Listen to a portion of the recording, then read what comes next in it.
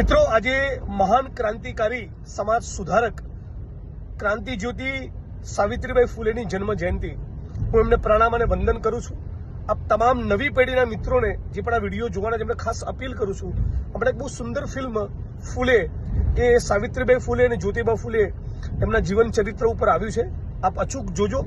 સાથોસાથ આપણે બધા જ લોકોએ આ મહાન વ્યક્તિત્વને એટલા માટે યાદ કરવા જોઈએ કે આપણા દેશમાં જે પણ દીકરીઓ, બહેનો, માતાઓ આજે સત્તાના સ્થાન ઉપર છે, બ્યુરોક્રેસીમાં છે કે જગતના કોઈ પણ ક્ષેત્રમાં આગળ વધી છે દેશના, એ બધાના મૂળમાં શિક્ષણ છે.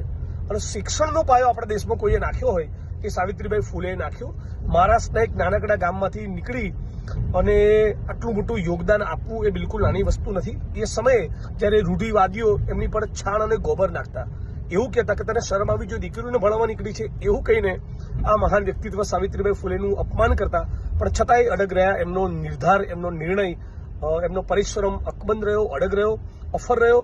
ઝૂક્યા નહીં, રૂઢિવાદીઓની સામે સતત લડતા રહ્યા, સતત સંઘર્ષ કરતા રહ્યા.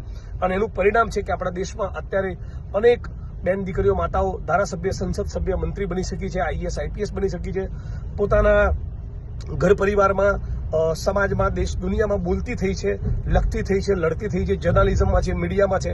આ બધાના મૂળમાં પાયો છે શિક્ષણનો, અને શિક્ષણના પાયાના મૂળમાં છે સાવિત્રીબાઈ ફૂલે. આવા સાવિત્રીબાઈ ફૂલેની જન્મ જયંતિ પર આપણે બધા જ એમને યાદ કરીએ અને એમનાથી પ્રેરણા લઈએ. અને આપણા વિસ્તારમાં જે પણ દીકરીઓ, બહેનો ભણી ન શકતી હોય એના માટે કંઈક કરીએ તો મને લાગે છે કે સાચા અર્થમાં આપણે સાવિત્રીબાઈ ફૂલેને યાદ કરી રહ્યા છીએ.